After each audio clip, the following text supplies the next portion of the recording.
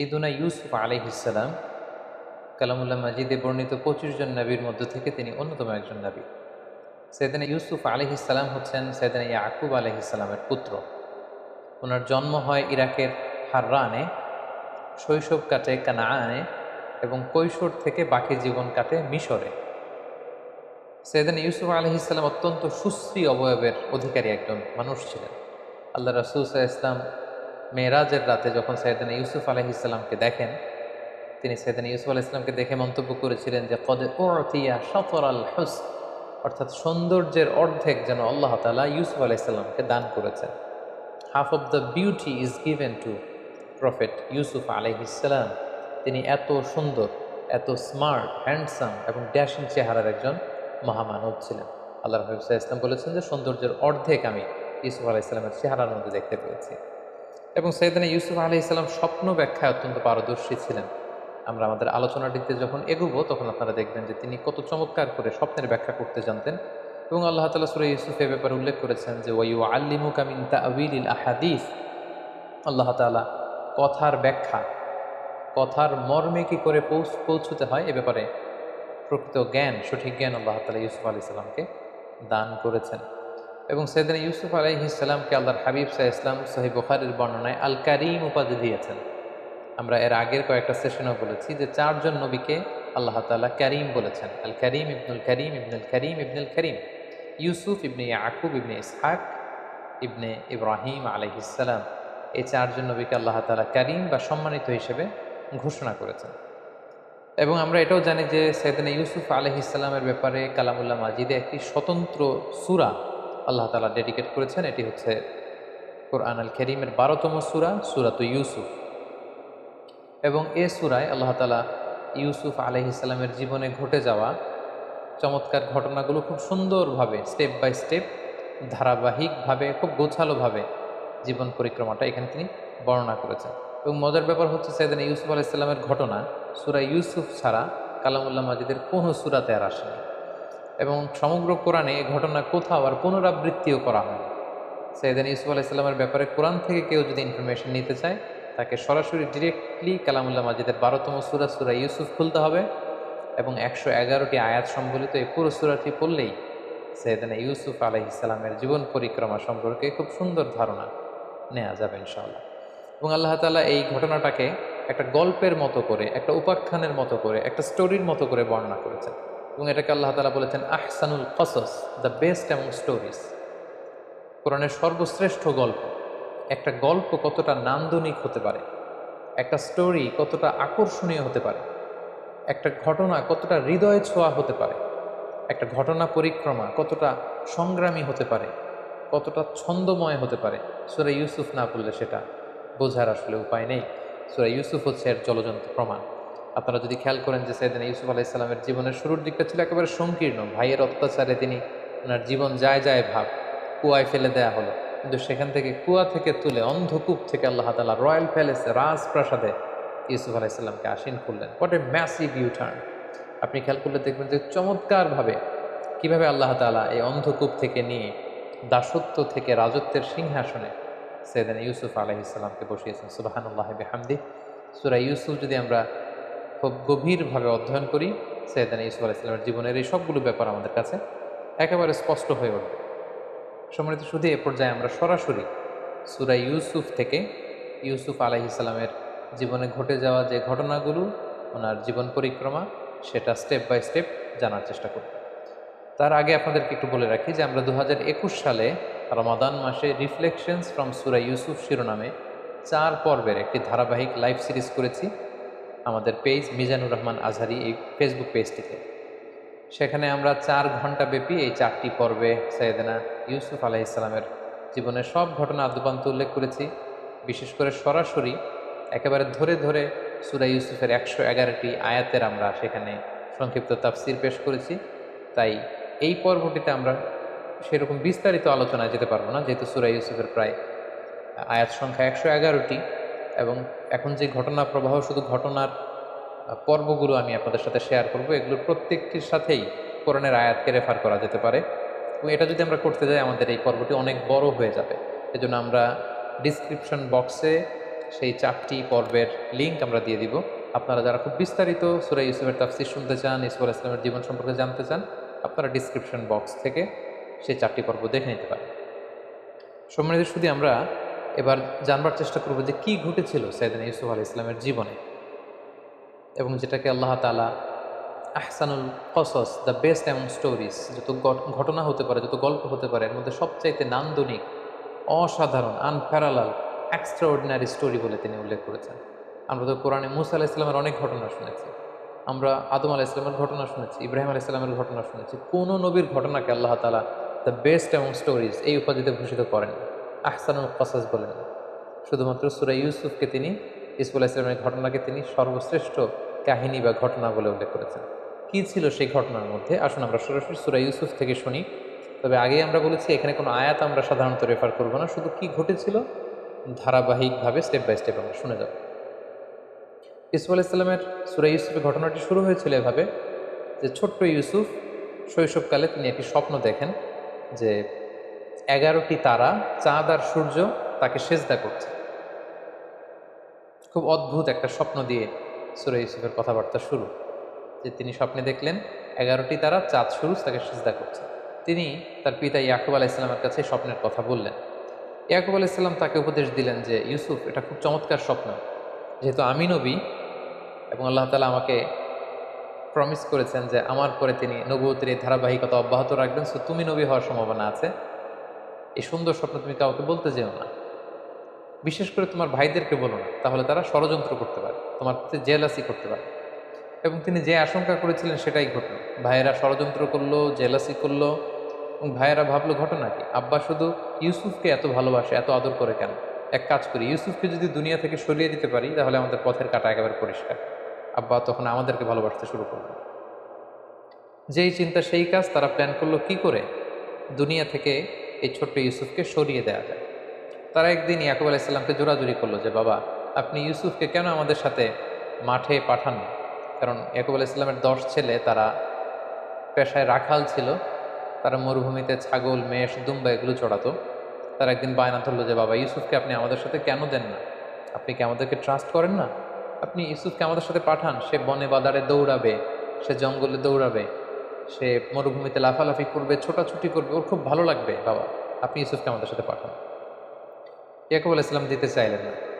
জোরাজুরি করে ইয়াকুব আলাইহিস সালামের 10 ছেলে ইউসুফ আলাইহিস সালামকে নিয়ে তারা রওনা হলেন, এবং তারা যখন মরুভূমিতে ইউসুফ আলাইহিস সালামকে নিয়ে গেলেন, সেখানে অকথ্য অমানবিক নির্যাতন তারা ইউসুফ আলাইহিস সালামকে উপর তারা করে, এবং এক পর্যায়ে তাকে হত্যার জন্য উদ্ধত হয়।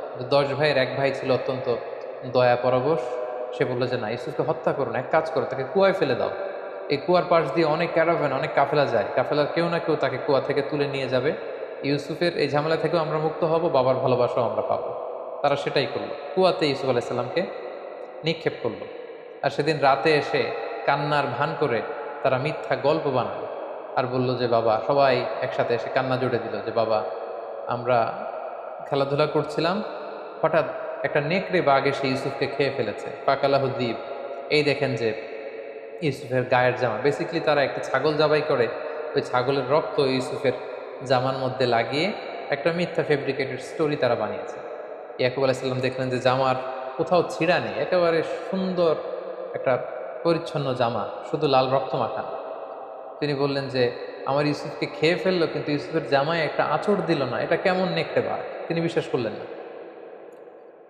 করলেন না। বললেন যে এটা তোমরা বানিয়ে বলছো গল্প। তবে তিনি এতটা দৃঢ় মনোবলের মানুষ ছিলেন, তিনি বললেন ফাসসাবরুন জামিল, তোমরা মিথ্যা কথা বলছো, তবে আমি আল্লাহর উপর ধৈর্য ধারণ করলাম, আমার আল্লাহ আমার ইউসুফকে ভালো রাখবে। এবং ইউসুফ আলাইহিস সালামকে যখন কুয়ায় ফেলে দেওয়া হলো, সেদিন জিবরাইল আলাইহিস সালাম যে ওনাকে আশ্বস্ত করলেন যে Yusuf, Allah is with you, don't worry about it, কোনো চিন্তা নেই, টেনশন নেই, জাস্ট তুমি ধৈর্য ধারণ করো। ঠিকই তার পরের দিনে কাফেলা যাচ্ছিল, তৃষ্ণার্ত কাফেলা, পানির জন্য বালতি নামিয়ে দিল কুয়ায়। জিবরাইল আলাইহিস সালাম বললেন বালতিতে উঠে বসো। ইউসুফ আলাইহিস সালাম উঠে বসলেন, বালতি টেনে তোলা হলো। তারা তো ইয়া বুশরা হাদা গোলাম, অবাক হয়ে বলতেছে এত সুন্দর একটা ছোট্ট ছেলে আসলো কোত্থেকে এই কুয়ার মধ্যে? কাফেলার যিনি প্রধান, সে বললো যে বেশি কথা বলো না, একে কাফেলাতে লুকিয়ে ফেলো, আমরা মিশরের বাজারে, একটা বাজার আছে যেখানে দাস কেনা বেচা হয়, ওখানে এই ছেলেকে বিক্রি করলে অনেক টাকা পাওয়া যাবে, অনেক সুশ্রী প্রিন্সের মতো চেহারা, তাকে ওখানে বেচে দিব।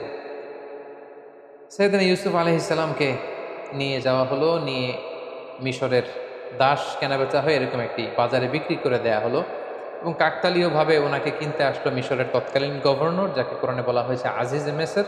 তিনি অনেক টাকা দিয়ে ইউসুফ আলাইহিসসালামকে কিনে নিলেন, কিনে রাজপ্রাসাদে নিয়ে গেলেন। সুবহানাল্লাহ। ভাইয়েরা ফেললো কুয়াতে, আল্লাহ তাআলা ওনাকে রাজপ্রাসাদে একটা এন্ট্রি নেয়ার ব্যবস্থা করে দিলেন। সেখানে তিনি রাজপ্রাসাদে বড় হতে লাগলেন। ওনার শৈশবটা ঠিক এভাবে সূরা ইউসুফে বর্ণিত হয়েছে। এবার যদি আমরা ওনার কৈশোর বা ইয়ুথ টাইম, যৌবনকালের দিকে আমরা যদি মুভ করি, তাহলে দেখব যে তিনি রাজপ্রাসাদে বড় হতে লাগলেন। ইজিপ্টের গভর্নর ইউসুফ আলাইহিসসালামকে নিয়ে তার স্ত্রী জুলাইখার কাছে দিয়ে বলল, এই ছেলেটাকে চলো আমরা দত্তক হিসেবে নেই, আমাদের তো আল্লাহ তো কোনো ছেলে মেয়ে দেয়নি, সেই হয়তো আমাদের ছেলের মতো থাকতে পারবে, তাকে নাও, তাকে বড় করো। এবং আল্লাহ তাআলার মেহেরবানিতে রয়্যাল প্যালেসে রাজকীয় একটা পরিবেশের মধ্যে দিয়ে ইউসুফ আলাইহিসসালাম বড় হতে লাগলেন এবং সেখানে তিনি কৈশোর পেরিয়ে যৌবনে পদার্পণ করলেন। আল্লাহ তাআলা ওই রাজপ্রাসাদে ওনাকে নবী হিসেবে অ্যাসাইন করলেন। তারপর ঘটনা একটু ভিন্ন দিকে মোড় নেয়। সাইয়েদনা ইউসুফ আলাইহিসসালাম যখন যৌবনে পদার্পণ করলেন, আমরা বলেছি যে কদ উতিয়া শাতরাল হুসন, half of the beauty is given to him. তার মতো সুন্দর তাবৎ দুনিয়ায় ওই সময় কোনো মানুষ আর দ্বিতীয়টি ছিল না। এতটা ড্যাশিং চেহারা, এতটা স্মার্ট চেহারা, এতটা সুদর্শন কোনো মানুষ পৃথিবীর কেউ কখনো দেখেনি। সো ওনার যৌবনের এই সৌন্দর্য দেখে যে জুলাইখা তাকে নিজের ছেলের মতো পালতে পেলে পেলে বড় করছিল, সে জুলাইখা নিজেই তার প্রেমে হাবুডুবু খেতে শুরু করল এবং এক পর্যায়ে জুলাইখা সাইয়েদনা ইউসুফ আলাইহিসসালামকে কুপ্রস্তাব দিল, প্রেমের প্রস্তাব, কুপ্রস্তাব। এবং ইউসুফ আলাইহিসসালাম এটা প্রত্যাখ্যান করলেন। তিনি বললেন, কিভাবে এটা সম্ভব? আমি আপনাকে মায়ের চোখে দেখি, মায়ের মতো দেখি, আপনি আমাকে মায়ের আদরে বড় করেছেন, এখন কিভাবে আপনার স্বামী থাকা অবস্থায় আপনি পাপের প্রস্তাব আমাকে করতে পারছেন? ইউসুফ আলাইহিসসালাম প্রত্যাখ্যান করলেন। জুলাইখার ডাকে তিনি সাড়া দিলেন না, কিন্তু জুলাইখা নাছোড়বান্দা, যে কোনো মূল্যেই তিনি তার ডিজায়ারকে ইউসুফের মাধ্যমে ফুলফিল করতে চান। আমি খুব, to make the long story very short, খুব সংক্ষেপে আমি বলছি যে একদিন গভীর রাতে জুলাইখা ইউসুফ আলাইহিসসালামকে একটা খাওয়াস, একটা স্পেশাল চেম্বারে ডেকে পাঠালেন এবং যাকে দিয়ে ডাকিয়ে আনলেন তাকে বললেন যে এই চেম্বারে ঢুকতে 7টা দরজা পেরোতে হয়, প্রত্যেকটা দরজায় বড় বড় তালা লাগিয়ে দিল যাতে করে ইউসুফ বেরোতে না পারে। ইউসুফ আলাইহিসসালাম সেখানে ঢুকলেন, 7টা দরজায় তালা লাগিয়ে দেওয়া হলো। এবার জুলাইখা আবারও প্রেম নিবেদন করলো, ইউসুফ আলাইহিসসালাম প্রত্যাখ্যান করলেন, নানাভাবে ফুসলাতে লাগলো। সেদিন ইউসুফ আলাইহিসসালাম প্রত্যাখ্যান করলেন। তারপরে জোরাজুরি যখন শুরু করলো জুলাইখা, তখন আল্লাহ তাআলার আদেশে জিবরাইল আলাইহিসসালাম বললেন যে, হে ইউসুফ, তুমি যদি ঈমান বাঁচাতে চাও তাহলে দৌড়াও। ইউসুফ আলাইহিসসালাম দেখলেন যে তালা লাগানো, তিনি কাল বিলম্ব না করে আল্লাহর নামে দৌড়াতে শুরু করলেন। কিন্তু খুব অবাকভাবে তিনি যখন দরজার সামনে আসলেন, মুহূর্তের মধ্যে দরজার তালা খুলে যেতে লাগলো। 1 2 3 4 5 6 এভাবে 60টি দরজার বড় বড় তালা খুলে গেল এবং পেছন থেকে জুলাইখাও ইউসুফ আলাইহিসসালামকে ধরবার জন্য দৌড়াতে লাগলো। সাইয়েদনা ইউসুফ আলাইহিসসালাম দৌড়াচ্ছেন বাঁচার জন্য, জুলাইখা দৌড়াচ্ছে ইউসুফ আলাইহিসসালামকে পাওয়ার জন্য। দৌড়াতে দৌড়াতে 7ম দরজার কাছে যখন জুলাইখা চলে আসলো, ইউসুফ চলে আসলো, জুলাইখা ইউসুফ আলাইহিসসালামের জামার পেছনে ধরে টান মারলো। সেই টানের চোটে সাইয়েদনা ইউসুফ আলাইহিসসালামের জামার পেছনের কিছু অংশ ছিঁড়ে গেল। ইন দ্য মিন টাইম 7ম দরজারও তালা খুলে গেল। হঠাৎ তারা দুজন দেখতে পেল যে আজিজ মেসের দাঁড়িয়ে আছে, অর্থাৎ জুলাইখার স্বামী। কি এক অদ্ভুত বিব্রতকর পরিস্থিতি। আইজি মেসের দেখলেন যে ইউসুফ আলাইহিসসালাম হাঁপাচ্ছেন, জুলাইখা হাঁপাচ্ছে, তার পোশাক আশাকের অবস্থা খুব একটা সুন্দর না। তখন তিনি বললেন, আসলে তোমাদের মাঝে কি ঘটেছে এই মাঝরাতে? আমাকে সত্য কথা কেউ বলো, কেউ না কেউ মুখ খোলো, বলো আমাকে কি ঘটেছে এবং সত্য কথা বলো। তখন জুলাইখা আগ বাড়িয়ে সামনে যে একটা মিথ্যা গল্প সাজালো। সে বলতে আরম্ভ করলো যে নিজের ছেলের মতো করে যাকে বড় করেছে সে আজ গভীর রাতে আমার রুমে হানা দিয়েছে আমার শ্লীলতা হানির জন্য, আমার ইজ্জত নষ্ট করবার জন্য, আমার শ্লীলতা হানির জন্য সে আমার ঘরে জোর করে হানা দিয়েছে, তার বিচার করুন। আইজ মেশর অত্যন্ত ক্ষিপ্ত হলেন। তিনি বললেন, এখানেই বিচার হবে তোমার, তবে তোমার মন্তব্য বা কথাও আমি শুনতে চাই। তোমার কি কিছু বলার আছে ইউসুফ? তোমার কি কোনো সাক্ষী আছে? ইউসুফ আলাইহিসসালাম বললেন, হ্যাঁ আছে। সাইয়েদনা জিবরাইল বললেন, আপনি বলেন যে আপনার সাক্ষী আছে। কে সাক্ষী? ইউসুফ আলাইহিসসালাম বললেন, এই সাক্ষী আমার পক্ষের কোনো লোক নয়। রাজপ্রাসাদে এই জুলাইখার এক আত্মীয়া থাকে, তার একটা ছোট্ট মেয়ে দুধ খায়, দুধের বাচ্চা, তার মুখে এখনো বোল ফোটেনি, কথা ফোটেনি, সেই ছোট্ট মেয়ে আমার পক্ষে সাক্ষ্য দেবে। আইজমেশর আবার রেগে গেলেন। তিনি বললেন, তুমি কি আমার সাথে ঠাট্টা করছো? ছোট্ট বাচ্চা কি করে সাক্ষ্য দিবে? ইউসুফ আলাইসাল্লাম বললেন, হ্যাঁ, সে বাচ্চাই সাক্ষ্য দেবে। কি অদ্ভুত ব্যাপার! ঠিকই আল্লাহ তাআলা সেই ছোট্ট বাচ্চার সাক্ষ্যের মাধ্যমে প্রমাণ করলেন যে ইউসুফ আলাইসাল্লাম নির্দোষ ছিলেন। এই পৃথিবীতে ৩টা বাচ্চা দুধের শিশু মায়ের কোলে বসে প্রাপ্তবয়স্কদের মতো কথা বলেছে। এক হচ্ছে জুরাইজ নামে এক আল্লাহর ওয়ালি ছিল, যার নিষ্কলুষতা প্রমাণ করবার জন্য একটা ছোট্ট বাচ্চা আল্লাহ তার মুখে কথা বলার সুযোগ দিয়েছিলেন। দ্বিতীয় হচ্ছে ঈসা আলাইহিসসালাম, মারিয়াম আলাইহিসসালামের কোলে বসে তিনি প্রাপ্তবয়স্ক মানুষের মতো কথা বলেছিলেন। তৃতীয় হচ্ছে এই ছোট্ট মেয়েটি, তাকে যখন জিজ্ঞেস করা হলো যে কে দোষী, তখন ছোট্ট মেয়েটি বলল যে হে আজিজ মেসর, আপনি ইউসুফ আলাইসাল্লামের জামাটা একটু চেক করুন। ইউসুফের জামার সামনের দিক থেকে যদি ছেঁড়া হয় তাহলে ইউসুফ অপরাধী, পেছন দিক দিয়ে ছেঁড়া হলে জুলাইখা অপরাধী। এবং আমরা ইতিমধ্যে শুনেছি যে ইউসুফকে ধরার জন্য জুলাইখা যখন পেছন থেকে টানা হেঁচড়া করছিল, তখন ইউসুফ আলাইসাল্লামের জামার পেছন দিক দিয়ে ছিঁড়ে গিয়েছিল। আইজি মেসের চেক করে দেখলেন যে ইউসুফের জামার সামনের দিকে তো একেবারে পরিচ্ছন্ন, কোনো ছেঁড়াফাড়া নেই, কিন্তু ঠিকই ইউসুফ আলাইসাল্লামের জামার পেছন দিক দিয়ে ছেঁড়া। এবং এটা সবার সামনে এটা প্রমাণিত হয়ে গেল যে ইউসুফ আলাইসাল্লাম এখানে নির্দোষ ছিলেন, প্রকৃত দোষী হচ্ছে জুলাইখা। আইজেমেসের ইউসুফ আলাইসাল্লামের কাছে ক্ষমা চাইলেন, এবং এই ঘটনা পুরো মিশরের বিভিন্ন ঘরে ঘরে এটা রুমর হিসেবে কানাঘুষার মতো করে ছড়িয়ে পড়ল। পুরো শহর জুড়ে মিশরের অন্যান্য নারীরা জুলাইখাকে তুচ্ছতাচ্ছল্য করতে লাগলো যে জুলাইখা কেমন মহিলা, যে ছোট্ট ছেলেকে নিজের ছেলের মতো করে বড় করলো, তাকে তার প্রতি প্রেম নিবেদন সে কি করে করলো, এটা কি করে সম্ভব। জুলাইখা তখন মনে মনে প্ল্যান করলো যে কি জন্য আমি ইউসুফের প্রেমে পাগল হয়েছি এটা তোমাদেরকে আমি দেখিয়ে ছাড়বো। মিশরের নারীদেরকে তিনি দাওয়াত করে রয়্যাল প্যালেসে নিয়ে আসলেন। প্রত্যেকের হাতে একটি করে ছুরি আর একটি মালটা ফল দিলেন, আর ইউসুফ আলাইসাল্লামকে বললেন ইউসুফ এদের সামনে দিয়ে হেঁটে যাও। সেদিন ইউসুফ আলাইসাল্লাম যখন হেঁটে যাচ্ছিলেন তখন তিনি সবাইকে বললেন আপনারা ফল কাটতে শুরু করুন। মিশরের মেয়েরা ইউসুফ আলাইসাল্লামের দিকে তাকিয়ে রইল আর ছুরি দিয়ে ফল কাটতে শুরু করলো। ইউসুফ আলাইসাল্লামকে আল্লাহ তার চেহারার মধ্যে এতটা চমৎকারিত্ব দিয়েছিলেন, নূরের এমন ঝলকানি আর দ্যুতি দিয়েছিলেন, এই দৃশ্য দেখে মেয়েরা, তারা যে মালটা ফল কাটছিল, তারা ওইদিকে খেয়াল না করে তাকিয়ে কাটতে কাটতে ফল কাটা শেষে তারা আর থামলো না, তারা আঙ্গুল কাটা শুরু করে। অনেকক্ষণ পরে তারা স্তম্ভিত ফিরে পেল, তারা অবাক হয়ে গেল। এবং জুলাইখা বলল, এবার বুঝতে পেরেছো কেন আমি ইউসুফের প্রেমে এরকম দেওয়ানা হয়েছি, পাগল পাড়া হয়েছে। এই ঘটনার পরে জুলাইখা তারপরেও থামেনি।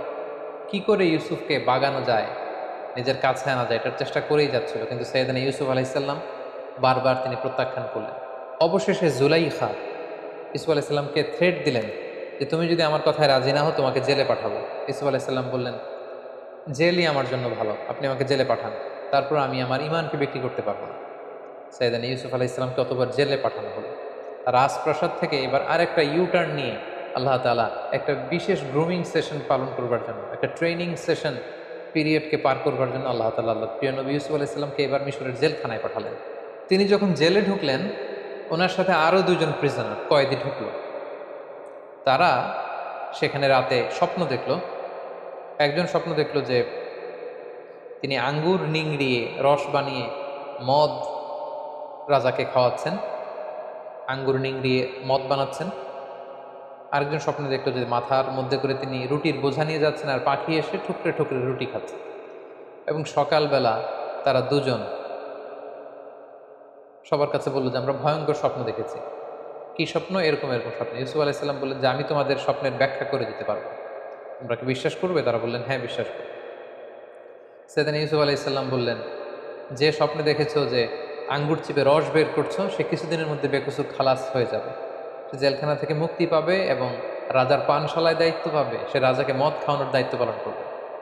আর যে স্বপ্নে দেখেছে যে মাথার উপর থেকে মাথায় করে রুটির বোঝা নিয়ে এসে যাচ্ছে আর উপর থেকে পাখি এসে ঠুকরে ঠুকরে সে রুটি খাচ্ছে, কিছুদিনের মধ্যেই তার মৃত্যুর ফায়সালা হবে, তাকে শুলে চড়িয়ে রাষ্ট্রীয়ভাবে মৃত্যুদণ্ডের আদেশ দেয়া হবে এবং এই মৃত্যুদণ্ড কার্যকর করা হবে। কিছুদিন পরে সেটাই ঘটল। যে স্বপ্নে দেখেছিল যে আঙ্গুর থেকে রস বের করছে, তাকে জেলখানা থেকে মুক্তি দেয়া হলো এবং রাজার পানশালায় দায়িত্ব পেল, সে রাজাকে মদ খাওয়াতে শুরু করলো। আর যে স্বপ্নে দেখেছিল মাথার রুটির ঝুড়ি থেকে পাখি এসে ঠুকরে ঠুকরে খাচ্ছে, তার মৃত্যুদণ্ডের আদেশ আসলো এবং তাকে শুলে চড়িয়ে মৃত্যুদণ্ড দেয়া হবে। ইউসুফ আলাইসাল্লামের স্বপ্নের ব্যাখ্যার এই পুঙ্খানুপুঙ্খতা দেখে জেলখানার সবাই ইউসুফ আলাইসাল্লামের বড্ড ভক্ত হয়ে গেল। সবাই এখন ইউসুফ আলাইসাল্লাম ছাড়া কিছুই বোঝেন না। সবাই বুঝতে আরম্ভ করলো যে এই মানুষটা সাধারণ কোনো মানুষ নয়, এটা মহামানব।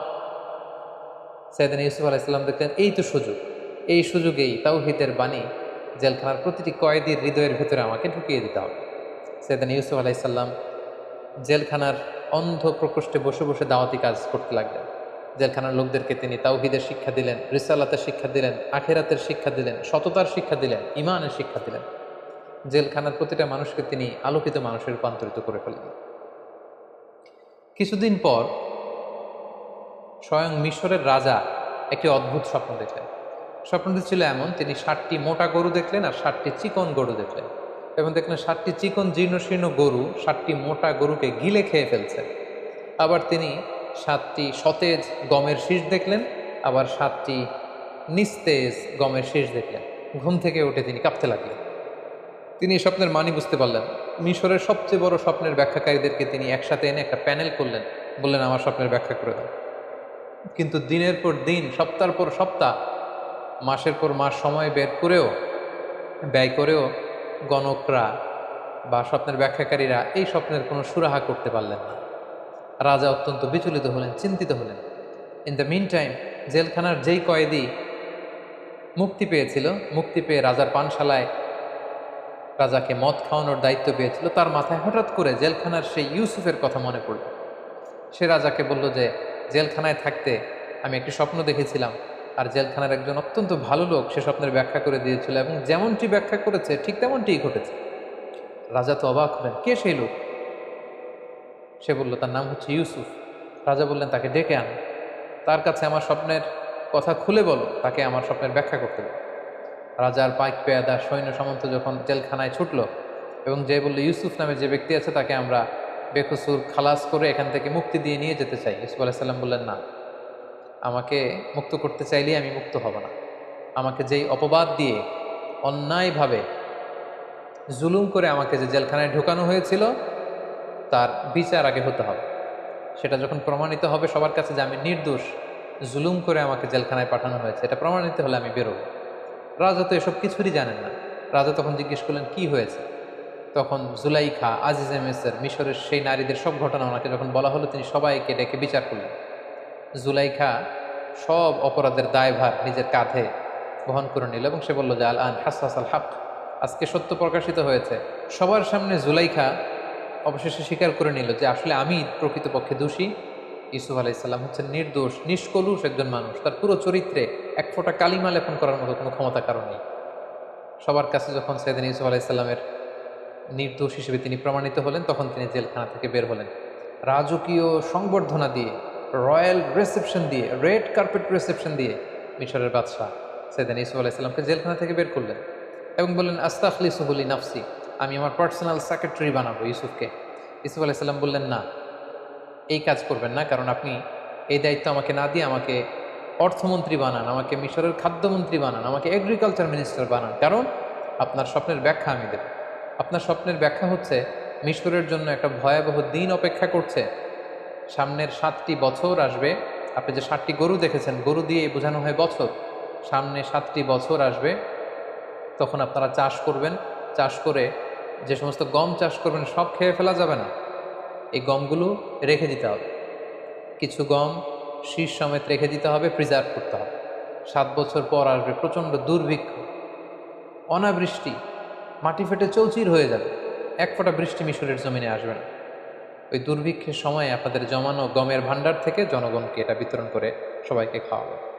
7 বছর যখন চলে যাবে, এরপরে 7 বছর প্রচণ্ড বৃষ্টি হবে, পুরো মিশর সবুজ শ্যামলে একেবারে পরিপূর্ণ সতেজ হয়ে যাবে, গাভীর ওলানগুলো দুধে পূর্ণ হয়ে যাবে, মাঠ ঘাটে ফসলের সয়লাভ হয়ে যাবে। তাহলে 7 3 7 21 বছরের একটা রোড ম্যাপ তিনি স্বপ্নের ব্যাখ্যা দাঁড় করালেন এবং রাজা অত্যন্ত খুশি হলেন। রাজা বললেন ঠিক আছে, আপনাকে ফিনান্স মিনিস্ট্রি, এগ্রিকালচার মিনিস্ট্রির দায়িত্ব দেওয়া হলো। সেদিন ইউসুফ আলাইহিসসালাম জেল থেকে বের হয়ে মন্ত্রীর ভূমিকায় অবতীর্ণ হলেন এবং এই স্বপ্নের ব্যাখ্যা বিপরীতে তিনি যে রোডম্যাপ, দুর্ভিক্ষ দমন বা দুর্ভিক্ষ মোকাবেলার যে রোডম্যাপ তিনি দাঁড় করিয়েছেন, সেটা অনুযায়ী মিশরের জনগণকে নিয়ে তিনি কাজ করতে শুরু করলেন। ঠিকই ওনার কথা অনুযায়ী প্রথম 7 বছর গম চাষ করা হলো, রাষ্ট্রীয় কোষাগারে শুকনো গমকে প্রিজার্ভ করা হলো। 7 বছর যখন শেষ হয়ে গেল, ঠিকই ওনার স্বপ্নের ব্যাখ্যা অনুযায়ী হুবহু 7 বছর পরেই দুর্ভিক্ষ শুরু হলো, অনাবৃষ্টি শুরু হলো, ড্রট, ফ্যামিন শুরু হলো। পুরো মিশর জুড়ে অনাবৃষ্টি, এক ফোঁটা বৃষ্টি নাই, পানি নাই, নীল নদের পানি শুকিয়ে যেতে লাগলো, না খেয়ে মানুষ মরবার মতো অবস্থা। সাইয়েদনা ইউসুফ আলাইহিস সালাম এই কঠিন পরিস্থিতি মোকাবেলার জন্য গত 7 বছর ধরে খাদ্য সংরক্ষণ করেছেন। তিনি এবার খাদ্য বিতরণ করতে লাগলেন। পুরো মিশরি জনগণ ইউসুফ আলাইহিস সালামের এই চমৎকার ইন্টেলেকচুয়াল প্ল্যানিংয়ে সবাই খুশি হয়ে গেল। পুরো মিশর জুড়ে সাইয়েদনা ইউসুফ আলাইহিস সালামের জয় জয়কার হতে শুরু করলো। গোটা বিশ্বে যত জায়গায় দুর্ভিক্ষ হয়েছে সবাই না খেয়ে তখন মরতে শুরু করলো, কিন্তু মিশরে দুর্ভিক্ষের কোনো প্রভাব তখন পড়েনি, কারণ সাইয়েদনা ইউসুফ আলাইহিস সালাম খুব চমৎকারভাবে খাদ্য সংরক্ষণ করেছেন। তখনকার এই দুর্ভিক্ষ শুধু মিশরেই প্রভাব পড়েনি, আশেপাশের দেশগুলোতেও দুর্ভিক্ষের কারণে মানুষ না খেয়ে থাকতে শুরু করলো। সেই যে ইউসুফ আলাইহিস সালামের ছেলেবেলা কেটেছে কানাআনে, যেখানে তার 10 ভাই যারা তাকে অত্যাচার করে কুয়ায় ফেলেছিল, ইউসুফ আলাইহিস সালামের পিতা ইয়াকুব, তার আত্মীয় স্বজন বনী ইসরায়েলের সবাই কিন্তু ওখানে এই দুর্ভিক্ষের কবলে পড়ে না খেয়ে মরার মতো অবস্থা। তখন আল্লাহর নবী ইউসুফ আলাইহিস সালামের পিতা ইয়াকুব আলাইহিস সালাম সন্তানদেরকে বললেন, তোমরা মিশরে যাও, শুনেছি মিশরে খাদ্যের মজুদ রয়েছে, সেখান থেকে তোমরা খাদ্য নিয়ে আসো। ইয়াকুব আলাইহিস সালামের পরামর্শে তার 10 ছেলে, অর্থাৎ ইউসুফ আলাইহিস সালামের 10 ভাই, যারা ছোটবেলায় তাকে অত্যাচার করে বাবার কোল থেকে ছিনিয়ে নিয়ে কুয়ায় ফেলে দিয়েছিল, সেই 10 ভাই খাবারের অন্বেষণে মিশরে এসে পৌঁছল। তখন নিয়ম ছিল যে মিশরের বাইরের কোনো দেশ থেকে কেউ যদি খাদ্য সংরক্ষণের জন্য বা সংগ্রহের জন্য মিশরে আসতো, সেই ব্যাপারটা সরাসরি as an agriculture minister and as a finance minister Yusuf আলাইহিস সালাম নিজে ডিল করতেন। এই 10 ভাইকে তখন বাধ্য হয়ে মিশরের তখন ফিনান্স মিনিস্টারের সাথে দেখা করতে হলো, এবং আমরা জানি ফিনান্স মিনিস্টারের চেয়ারে তখন বসা ইউসুফ আলাইহিস সালাম মিশরের মন্ত্রী, আর তার সামনে 10 ভাই কাচুমাচু হয়ে, জীর্ণ শীর্ণ হয়ে, ছেঁড়া পুরাতন পোশাক পরে তারা এসে দাঁড়ালো। ইউসুফ আলাইহিস সালাম সিম্পলি জিজ্ঞেস করলেন, তোমরা কারা? তারা বললো, আমরা কানাআনের অধিবাসী। ইউসুফ আলাইহিস সালাম অবাক হলেন, কানাআন শুনেই ওনার ছোটবেলার কথা মনে পড়ল। জিজ্ঞেস করলেন, তোমাদের নাম কি? তারা যখন নাম বলতে আরম্ভ করলো, ইউসুফ আলাইহিস সালামের চোখ দিয়ে পানি নামার উপক্রম। ইউসুফ আলাইহিস সালাম জিজ্ঞেস করলেন, তোমাদের বাবার নাম কি? তারা বললো, ইয়াকুব আন নবী। ইউসুফ আলাইহিস সালাম নিজেকে আর ধরে রাখতে পারলেন না, কিন্তু তিনি অনেক কষ্ট করে নিজেকে সামলে স্বাভাবিকভাবেই তাদের সাথে কথোপকথন শেষ করেছেন। তিনি খোঁজখবর নিলেন কানানবাসীদের, কিন্তু পরিচয় দিলেন না। ইউসুফ আলাইহিস সালাম 10 ভাইকে চিনতে পারলেন, কিন্তু 10 ভাই কিন্তু চিনতে পারেনি যে এটা তাদের সেই ছোট্ট ভাই ইউসুফ। ইউসুফ আলাইহিস সালাম মন্ত্রীর মতোই তাদের সাথে আচরণ করলেন, বললেন, ঠিক আছে, আমি তোমাদেরকে 10 ভাইয়ের জন্য 10 বস্তা গমের বরাদ্দ দিয়ে দিলাম, তবে তোমরা মোট কয় ভাই সেটা আমাকে বলো। তারা বললো, আমরা মোট 12 ভাই ছিলাম, বাকি 2 জন কোথায়? তারা বললো, এক ভাইকে বাঘে খেয়ে ফেলেছে। তাহলে আরেক ভাই কোথায়? তারা বললো যে আরেকজনের নাম বানিয়ামিন, তাকে আমাদের আব্বা আগলে রেখেছে, আসতে দেয়নি। কেন দেয়নি? তারা তখন বলল যে ছোটবেলায় বাঘে খাওয়া ভাইকে হারিয়ে তার আপন ভাই বেনিয়ামিনকে বাবা সবসময় কাছে কাছে রাখে, বাবার কাছ থেকে তাকে আনা এত সহজ না। ইউসুফ আলাইহিস সালাম বললেন, আমি এই কথা শুনবো না। নেক্সট টাইমে তোমরা যদি আবার খাবার নিতে আসো, অবশ্যই তোমাদের সেই ভাই বেনিয়ামিনকে, মানে যেটা আসলে ইউসুফ আলাইহিস সালামের আপন ভাই, তাকে নিয়ে আসতে হবে। তাকে আনতে না পারলে নেক্সট টাইমে আমি আর তোমাদেরকে গম দিব না, বা গমের বরাদ্দ তোমাদের জন্য থাকবে না। তারা বললো, ঠিক আছে, আমরা চেষ্টা করব। ইউসুফ আলাইহিস সালাম তার স্টাফদেরকে বললেন যে তাদেরকে 10 জনকে 10 বস্তা গম দাও, আর গমের দাম তারা যেটা দিয়েছে এটা লুকিয়ে 10 জনের গমের বস্তার ভিতরে আবার ঢুকিয়ে দাও, যাতে তারা বুঝতে পারে যে আমি অত্যন্ত দয়ালু। তারা যখন গম নিয়ে কানাআনে ফিরল, বাড়িতে ঢুকে যখন গমের বস্তা খুললো, তারা তো অবাক যে হাযিহি বিদআতুনা রুদ্দাত ইলাইনা। তারা ইয়াকুব আলাইহিস সালামকে বললেন যে, বাবা দেখেন, কত ভালো মানুষ মিশরের অর্থমন্ত্রী, তিনি আমাদের টাকাটাও রাখেননি, টাকাটাও আমাদের ব্যাগের ভিতরে দিয়ে দিয়েছেন। তবে বাবা, নেক্সট টাইমে যদি আমাদের গম আনতে হয়, তিনি বলেছেন যে আসলে আমাদের আরেক ভাই আছে কিনা তিনি বিশ্বাস করেন না, যতক্ষণ না আমরা বেনিয়ামিনকে তার সামনে হাজির না করাবো। ইয়াকুব আলাইহিস সালাম বললেন, ছোটবেলায় যেভাবে আমি বিশ্বাস করে ইউসুফকে তোমাদের হাতে দিয়ে ইউসুফকে হারিয়েছি, তোমরা কি চাচ্ছ আবারও আমি বেনিয়ামিনকে দিয়ে বেনিয়ামিনকে এভাবে হারাতে? কখনোই না। কিন্তু ছেলেরা জোরাজুরি করতে লাগলো। ইয়াকুব আলাইহিস সালামও আর বেনিয়ামিনকেও তিনি ধরে রাখতে পারলেন না। 1 বছর পরে তাদের এই গমগুলো যখন শেষ হয়ে গেল, তারা বেনিয়ামিনকে নিয়ে মিশরে রওনা হলেন। ইউসুফ আলাইহিস সালামের সাথে সাক্ষাৎ করলেন। ইউসুফ আলাইহিস সালাম বললেন, তাহলে এটাই তোমাদের ভাই বেনিয়ামিন? তারা বলল, হ্যাঁ। তিনি বললেন, ঠিক আছে, তাহলে তো তোমরা সত্যবাদী, তোমাদেরকে আবারও অনেকগুলো বস্তা করে আমি গম দিয়ে পাঠিয়ে দেব। তিনি গমের বস্তা দিয়ে দিলেন। এবার তিনি বুদ্ধি করে, একটা ট্রিক করে বেনিয়ামিনকে যাতে নিজের কাছে রেখে দিতে পারেন, তিনি একটি কাজ করলেন। উনি একটি স্বর্ণের পানপাত্র ব্যবহার করতেন, যেটা দিয়ে তিনি পানি খেতেন, বা মিশরের রাজা পানি খেত। তিনি বুদ্ধি করে এই পানপাত্রটা বেনিয়ামিনের গমের বস্তার ভিতরে ঢুকিয়ে দিলেন, এবং তারা যখন ফিরে চলে যেতে লাগলো গমের বস্তা নিয়ে, তিনি সৈন্যদেরকে পাঠালেন, মিশরীয় সৈন্য। তারা সবাইকে ডাক দিল, আইয়াতুহাল আইর ইন্নাকুম লাসারিকুন, মানে ওহে কাফেলার লোকেরা দাঁড়াও, তোমরা চোর। ইউসুফ আলাইহিস সালামের 11 ভাই দাঁড়ালেন, বেনিয়ামিন সহ। তারা বললেন, কি বলছো? আমরা এখানে এসেছি গম নেবার জন্য, আমরা তো চুরি করতে আসিনি। তোমরা কি হারিয়েছো বলো? তারা বললো, আমাদের রাজার পানপাত্র হারিয়েছি। তারা বললো, আমরা তোমাদের পানপাত্র নিয়ে কি করবো? আমরা দুর্ভিক্ষে মরে যাবার উপক্রম। সৈন্যবাহিনীর লোকেরা বলল, যদি তোমাদের কারোর গমের বস্তার ভেতরে আমাদের রাজার পানি খাওয়ার পাত্র পাওয়া যায়, তখন কি শাস্তি হবে বলো? তারা বলল, যার গমের বস্তার ভেতরে সেই পানপাত্র পাবে তাকে তোমরা রেখে দিও, কারণ আমাদের এলাকায় চোরদেরকে আমরা এই শাস্তি দিই। কেউ যদি কারো জিনিস চুরি করে, তাহলে যার জিনিস চুরি করা হলো সেই চোর তার দাস হয়ে যায়। তো আমাদের কারো গমের বস্তার ভেতরে যদি সেটা পাওয়া যায়, সে তোমাদের দাস, তাকে রেখে দিও। এবার সৈনিকদের মধ্যে থেকে একজন প্রত্যেকের গমের বস্তার থেকে গম বের করে খুঁজতে লাগলো, সার্চ করতে লাগলো। সার্চ করতে করতে কারো গমের বস্তার ভেতরে যখন পায় না, সর্বশেষে যখন বানিয়ামিনের বস্তা চেক করা হলো, দেখা হলো যে এখানে বানিয়ামিনের গমের বস্তার ভেতরে সেই পানপাত্র পাওয়া গেল। বাকি 10 ভাই তো লাজবাব, তারা তো অবাক। তারা বললো, হে বেনিয়ামিন, তুমি কি করলে এটা? তুমি এখানে এসে চুরি করবে আমরা কল্পনাও করতে পারিনি। তারা একটা মিথ্যা কথা বললো। তারা বললো, তোমার ভাইও ছিল চোর, তুমিও একটা চোর। নাউযুবিল্লাহি মিন যালিক। আসলে কথাটা একেবারে মিথ্যা। তখন সাইয়েদনা ইউসুফ আলাইহিস সালাম ওই জায়গায় এসে উপস্থিত হলেন। তিনি বললেন যে, তোমরা বলেছ চোরকে আমরা সাথে করে নিয়ে যাব, বেনিয়ামিনের বস্তায় যেহেতু পাওয়া গিয়েছে তাকে আমি নিয়ে গেলাম। তারা বলল, হে মিশরের অর্থমন্ত্রী, হে মেহেরবান, আপনি তো অত্যন্ত দয়ালু। এই ভাইকে যদি আমরা আমাদের বাবার কাছে ফিরিয়ে দিতে না পারি, আমাদের বাবা হয়তো মারাই যাবে।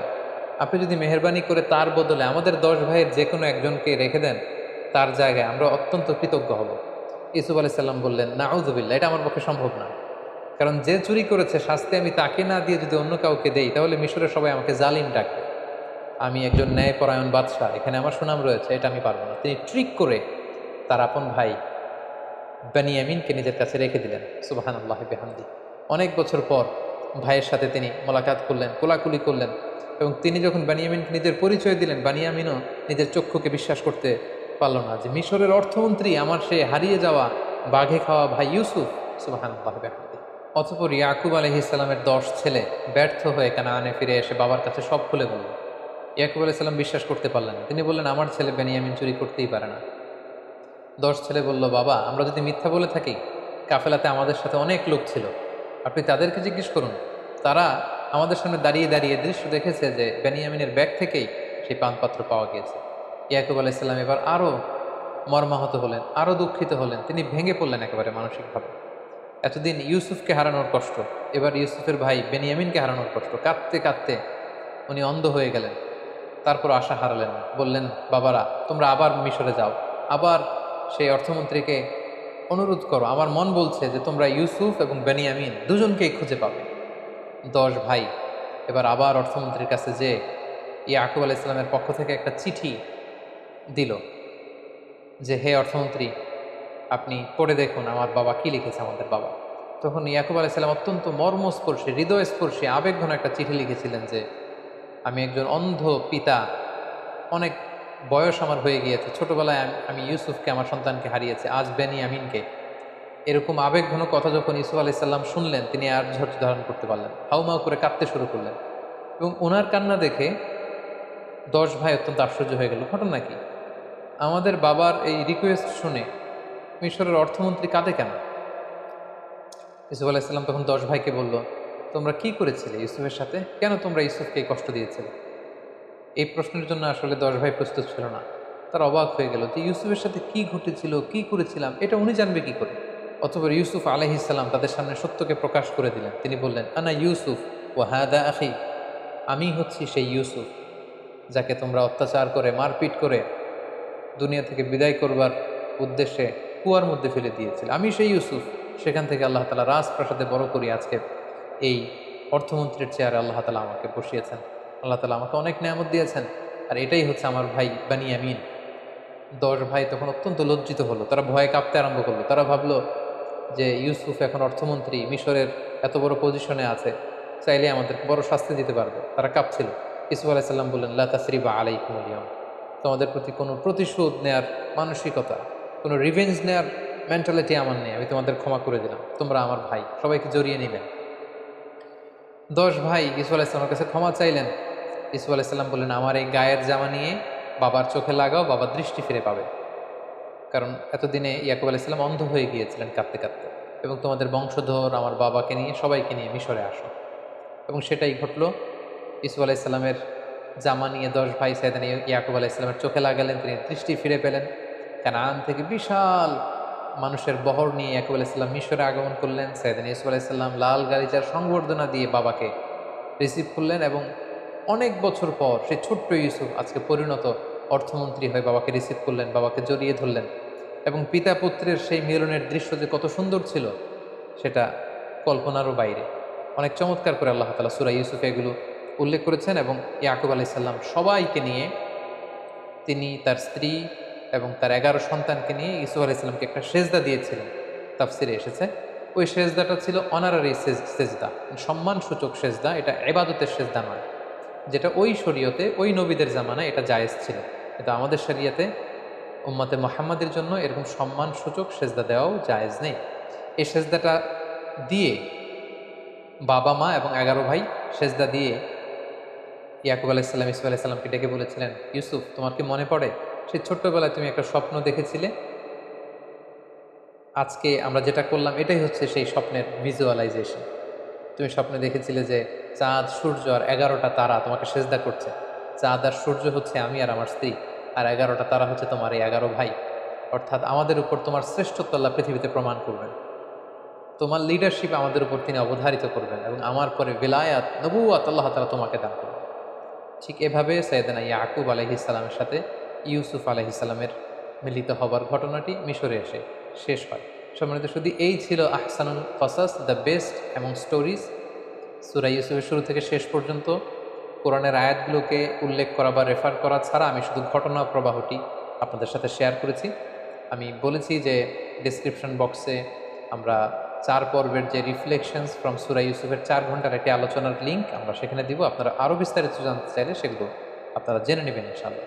সম্মানিত শুধুই এ পর্যায়ে আমরা ইউসুফ আলাইহিস সালামের জীবনী থেকে কি কি শিক্ষা গ্রহণ করতে পারি সে ব্যাপারে আলোকপাত করব। প্রথম যে শিক্ষাটি আমরা পাই সেটি হচ্ছে দ্য পাওয়ার অফ স্টোরিজ। একটা গল্প কতটা পাওয়ারফুল হতে পারে সেটা আমরা এখান থেকে জেনেছি, যেটাকে আল্লাহ তাআলা আহসানুল কসাস বলেছেন, দ্য বেস্ট অ্যামং স্টোরিজ। কারণ গল্প কিন্তু মানুষের মনে দাগ কাটে, গল্প মানুষকে ইনফ্লুয়েন্স করে, একটা গল্প আরেকজনকে ইন্সপায়ার করে। এজন্য আমরা সফল মানুষদের গল্প শুনি, তাদের জীবনী পড়ি, যাতে করে সেখান থেকে আমরা কিছু শিক্ষা নিতে পারি। ইউসুফ আলাইহিস সালামের জীবনের প্রতিটি পরতে পরতে কিন্তু আমাদের জন্য শিক্ষা রয়েছে, এবং গল্পের মাধ্যমে যে শিক্ষা নেওয়া যেতে পারে এই বিষয়টি আমরা ইউসুফ আলাইহিস সালামের জীবনী থেকে পাই। 2 নম্বর যে শিক্ষাটি পাই, the relationship between father and son. বাবা সন্তানের সম্পর্কটা কেমন হওয়া উচিত আমরা দেখলাম যে ইয়াকুব আলাইহিস সালাম ইউসুফ আলাইহিস সালামের জন্য পাগল পাড়া। ছোট্টবেলা থেকে ইউসুফ আলাইহিস সালামকে হারিয়ে তিনি আশা হারাননি, বুক ভরা আশা নিয়ে তিনি বেঁচেছিলেন যে ইউসুফকে তিনি পাবেন। এবং সেই ছোট্টবেলা থেকে ইউসুফ আলাইহিস সালামের সাথে যে সম্পর্ক, যখন যে উপদেশ দেওয়া দরকার সেই উপদেশ কিন্তু তিনি তাকে দিয়েছেন। এবং ইউসুফ আলাইহিস সালামের স্বপ্ন দেখে কাউকে শেয়ার করেনি, প্রথমে যে বাবার কাছে শেয়ার করেছেন। আমাদের বর্তমান সমাজে বাবা ছেলেদের সম্পর্কের অনেক গ্যাপ আমরা দেখতে পাই। ছেলে বাবাকে ওই রকম ট্রাস্ট করে না, বিপদে পড়ে সে অন্যদের সাথে শেয়ার করে, বাবার সাথে শেয়ার করে। কিন্তু এই শিক্ষাটি কিন্তু আমরা এখান থেকে পাই। ছোট্ট ইউসুফ আগে বাবাকে বলেছিলেন, এবং ইয়াকুব আলাইহিস সালামও কাঁদতে কাঁদতে, ইউসুফ আলাইহিস সালামের জন্য কাঁদতে কাঁদতে শেষ বয়সে অন্ধ হয়ে গিয়েছিলেন।